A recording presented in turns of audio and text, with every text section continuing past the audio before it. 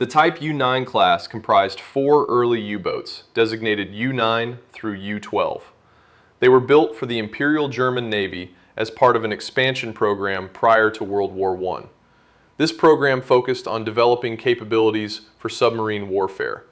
These vessels represented a significant breakthrough in German U-boat design. They were ordered on July 15, 1908.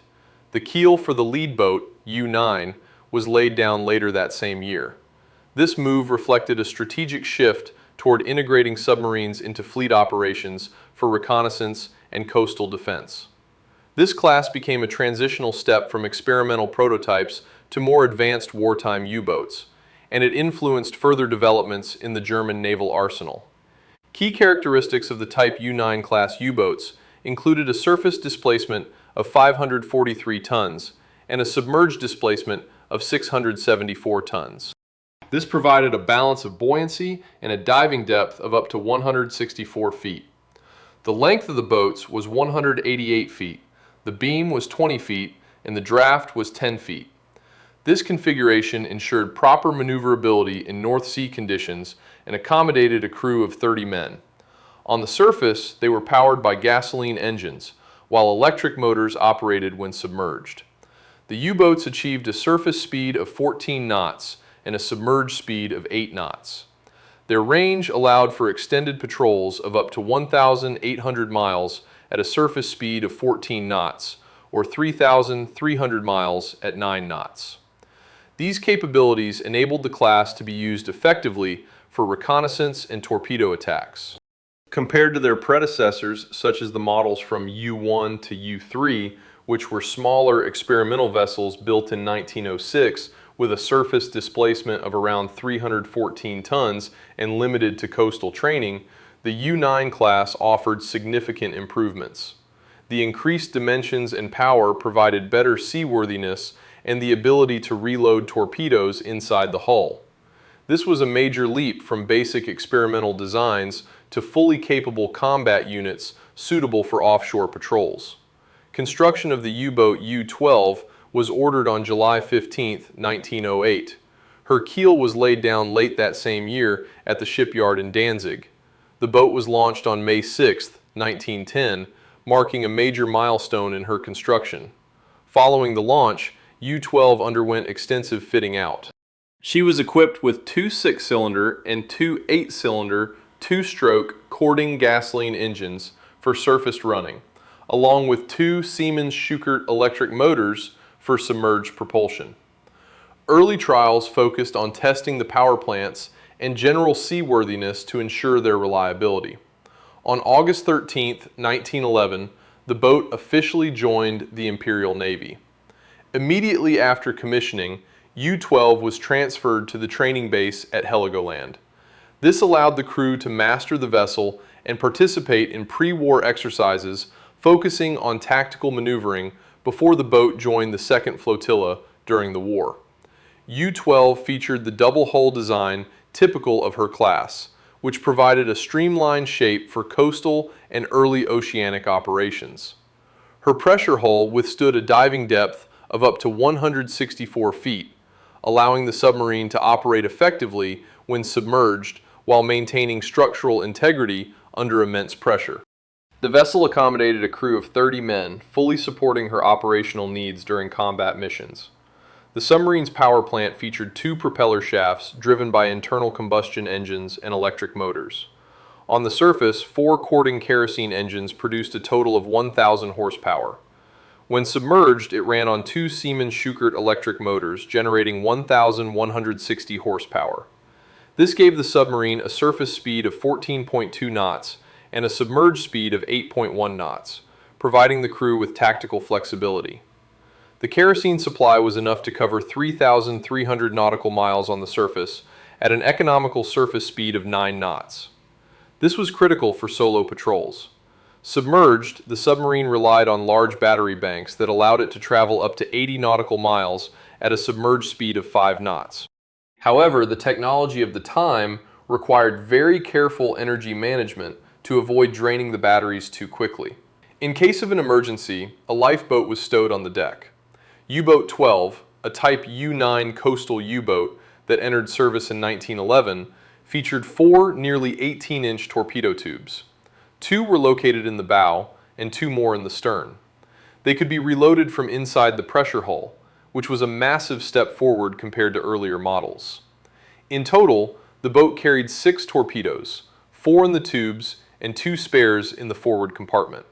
These were 1907 pattern torpedoes, each 18.5 feet long and weighing 1,704 pounds, with 270 pounds of that being the explosive charge. They could hit targets at a range of almost 10,000 feet at 26 knots, or at 5,000 feet if the speed was increased to 34.5 knots. The mechanism allowed for submerged reloading, but since the crew had to do it by hand, it required calm conditions or even surfacing the boat. For surface engagements, U-Boat 12 initially had only a single .30 caliber Maxim machine gun mounted behind the conning tower. It was fine against infantry, but too weak against larger threats. In 1914, it was supplemented with a 1.5-inch Hotchkiss quick-firing gun.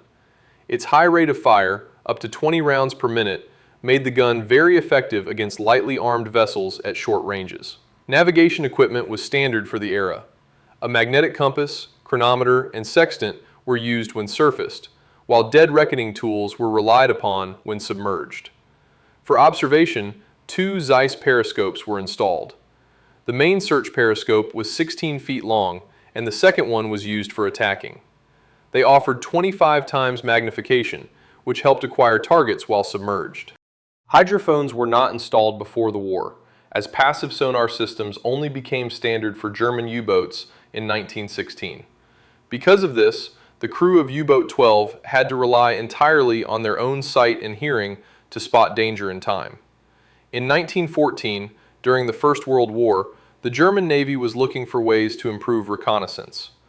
Oberleutnant Friedrich von Arnauld de la Perrière, commander of the seaplane unit in Zeebrugge, and Captain Lieutenant Walter Forstmann, commander of the U-Boat U-Boat 12, came up with a new way to extend flight ranges.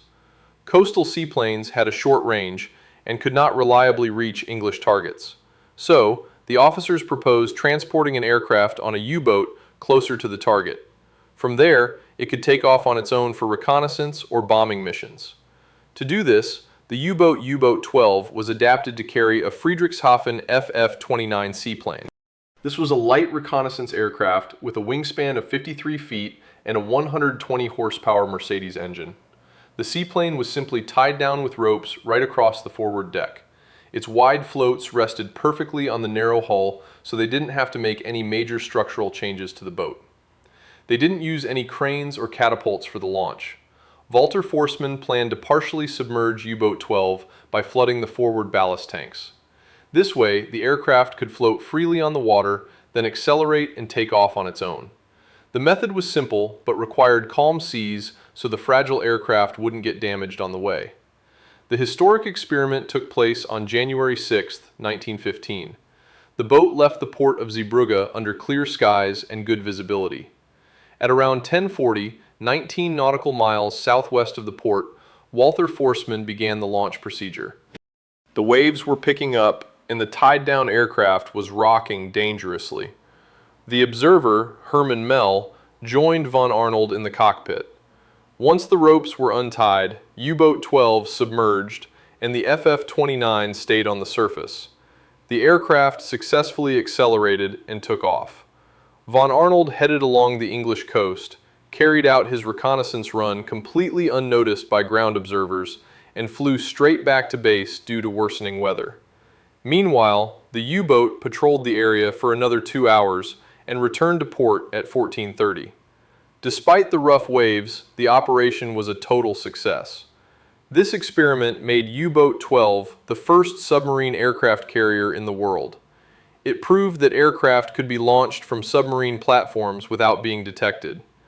Walter Forstmann considered the mission a success and recommended building more reliable mounts so they could send aircraft carrying bombs over longer distances in the future.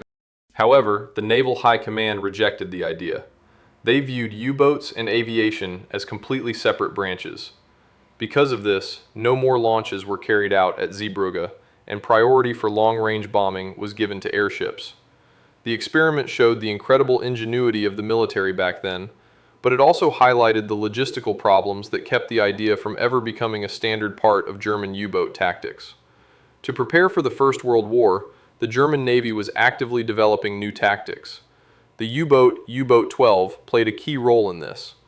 The boat conducted its training mostly at the bases near Helgoland, Wilhelmshaven, and Emden. The vessel was commissioned in August 1911 and was assigned to the submarine school along with models U-boat 1 through U-boat 4. The crew practiced diving, navigation, and firing from their torpedo tubes, while also testing the boat's endurance out in the Baltic and North Seas. They placed a major focus on coastal defense. The boat patrolled the waters to secure the approaches to vital bases. At the same time, it tested technologies that were highly advanced for that era, like the acoustic telegraph and aiming at targets through the periscope. Between 1911 and 1914, the submariners honed their ability to defend the coastline against a possible British attack. They trained on laying mines, hunting down enemy submarines, and coordinating with surface ships. U-boat 12 also took part in torpedo trials, checking weapon reliability and underwater maneuverability. This was the exact period when U-boats evolved from experimental vessels into a fully capable combat force.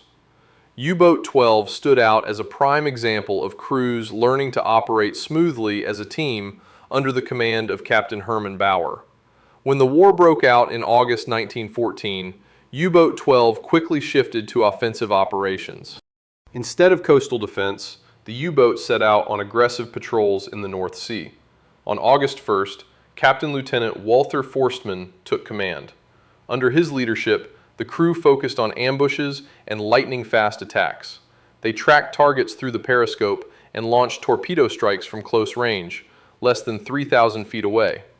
Forstmann acted boldly, looking for any opportunity to attack enemy ships, but he strictly followed orders to leave neutral merchant vessels alone. A major change occurred in late 1914.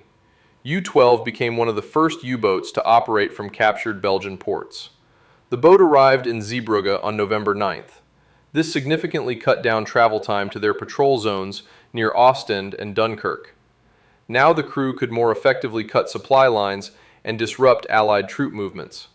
Their December sorties proved that using captured ports was incredibly advantageous for continuous ambushes and reconnaissance. The early combat experience of U-12 under Forstmann helped lay the groundwork for unrestricted submarine warfare. The crew even pioneered cooperation with aviation. For example, in January 1915, they ran tests with a seaplane, using it for reconnaissance. The successful operations of the U-boat from forward bases proved the effectiveness of ambush tactics.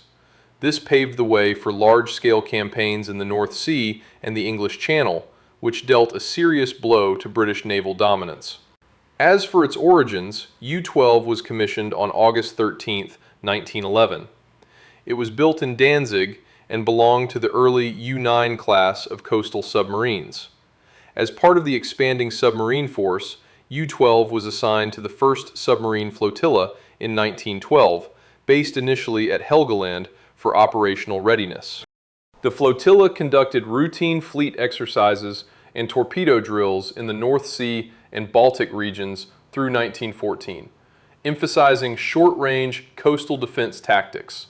In the winter of 1912 and 1913, U-12 participated in flotilla-wide patrol line exercises in the North Sea. The submarines maintained their station 300 miles from the harbor for 11 days. This surpassed initial endurance estimates of just 3 days, demonstrating improved habitability and supply efficiency for extended submerged operations. During the 1913 high seas fleet maneuvers, U-12 and other early submarines integrated into larger naval exercises.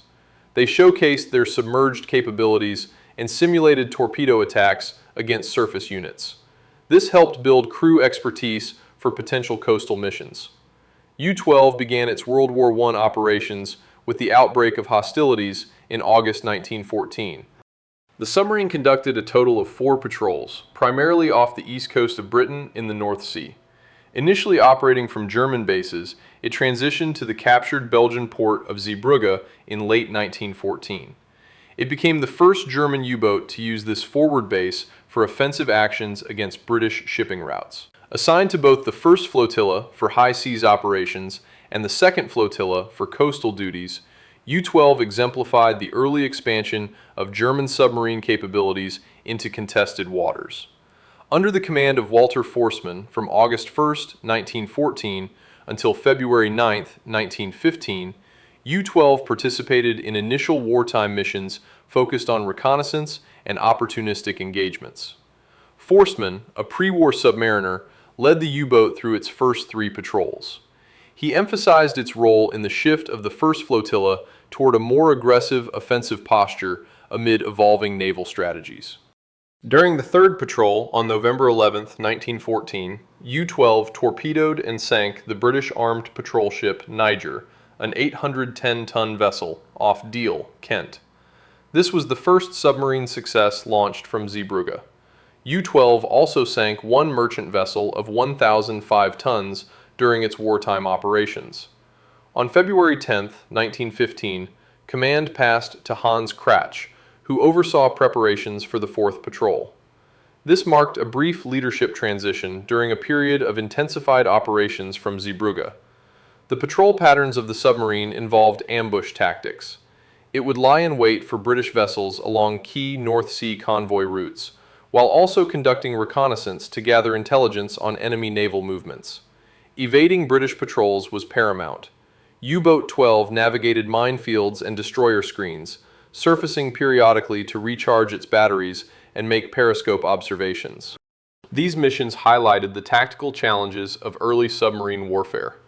Limited endurance, typically 10 to 14 days per patrol, dictated a cautious approach to avoid detection by surface forces. The operations of U-Boat 12 took place against the backdrop of heated debates within the German Naval Command over submarine deployment. There was significant tension between adhering to international prize rules and pursuing unrestricted warfare to disrupt British supply lines. Early patrols adhered to cruiser warfare protocols, which required submarines to surface and verify their targets.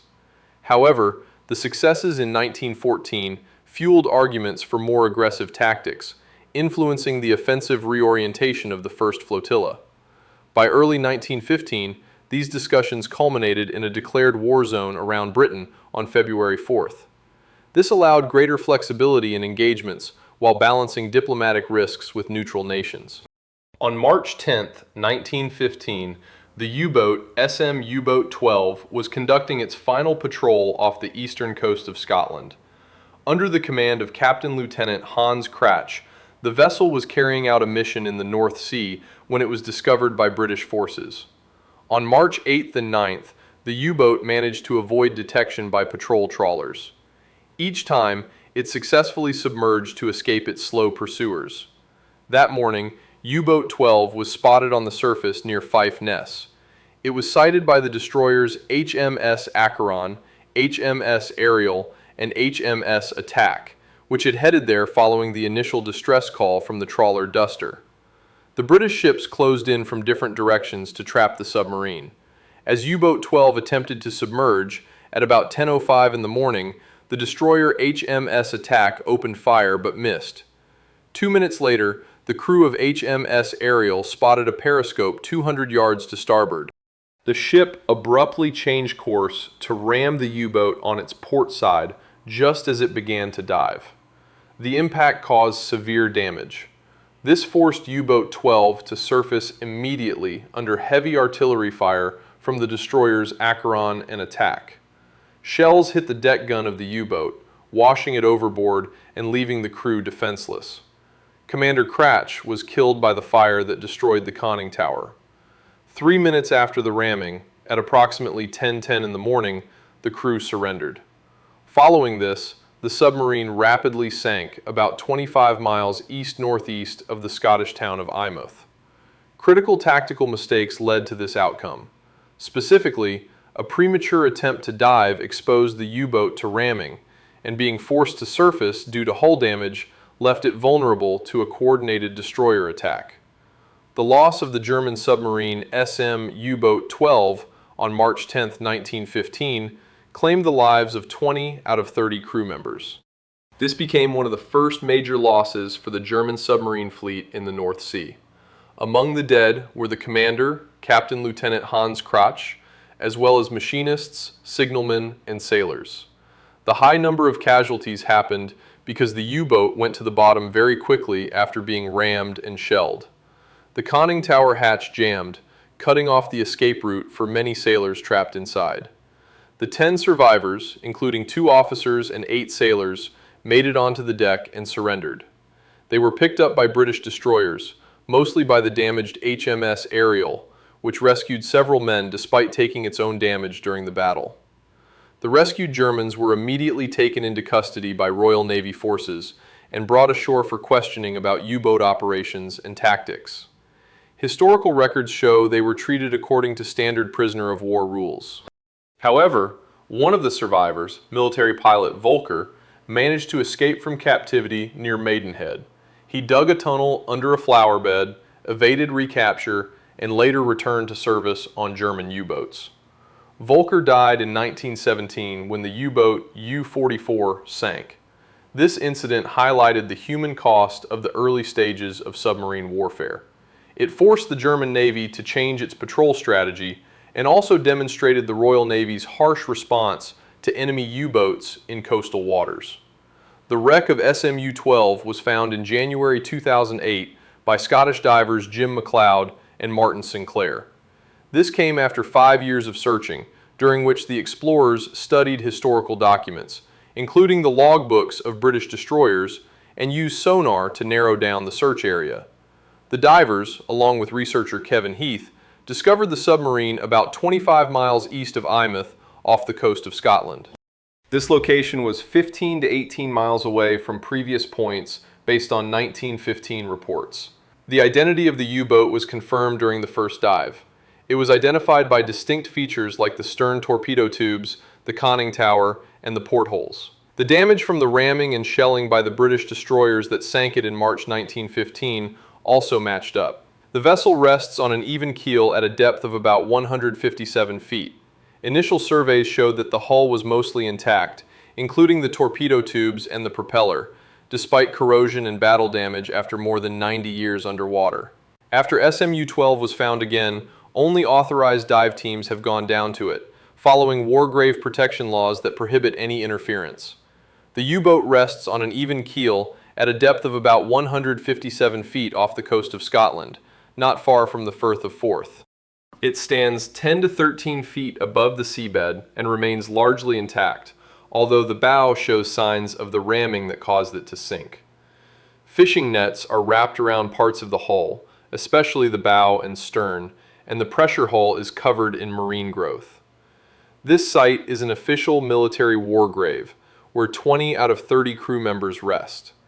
It is protected by British laws that restrict access and diving to preserve the peace of the fallen. Any unauthorized interference is illegal. This discovery holds great historical value because it demonstrates the innovations in submarine construction of the early 20th century and the naval tactics of World War I. Scottish museums are creating exhibitions about German U-boats and the human losses in that conflict. However, no artifacts have been recovered from U-12 itself to avoid disturbing the integrity of the vessel. Instead, the National Museum of Scotland and other institutions use historical records and talk about similar boats to show what submarine warfare was like back then.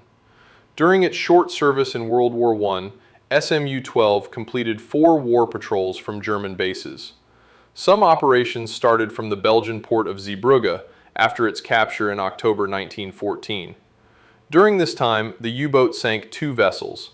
This included 1 warship with a displacement of 810 long tons and 1 merchant ship of 1,005 gross register tons.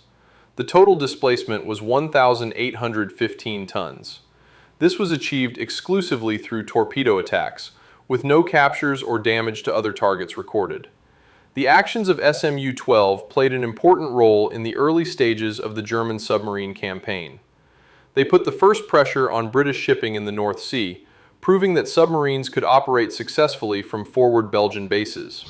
The sinking of the ship HMS Niger on November 11, 1914, became the first victory for a submarine operating out of a Belgian port. This highlighted the strategic value of such bases for extending operational range. As a member of the Type U-9 class, the U-12 submarine proved through its small but confirmed successes that these early coastal submarines could effectively hunt merchant ships, despite their weak armament and lower endurance compared to later models. The overall impact of the submarine was limited by its short service life, which ended in March 1915. This prevented it from making a sustained contribution to the growing U-boat offensive. On November 11, 1914, SM-U-12, commanded by Captain Lieutenant Walter Forstmann, carried out its first confirmed sinking while on patrol from Zeebrugge. Approaching submerged in the Dover Straits near the Deal light vessel, the U-boat fired a single torpedo from one of its bow torpedo tubes. The weapon struck the middle of the British torpedo gunboat HMS Niger.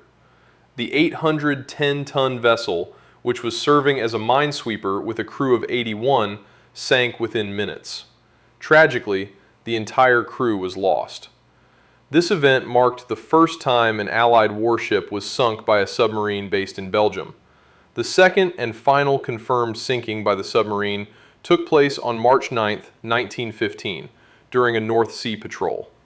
By this time, Captain Lieutenant Hans Kratsch had taken command.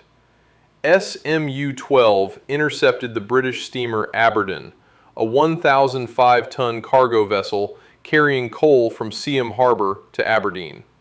The encounter happened about 5 nautical miles east of St. Abb's Head.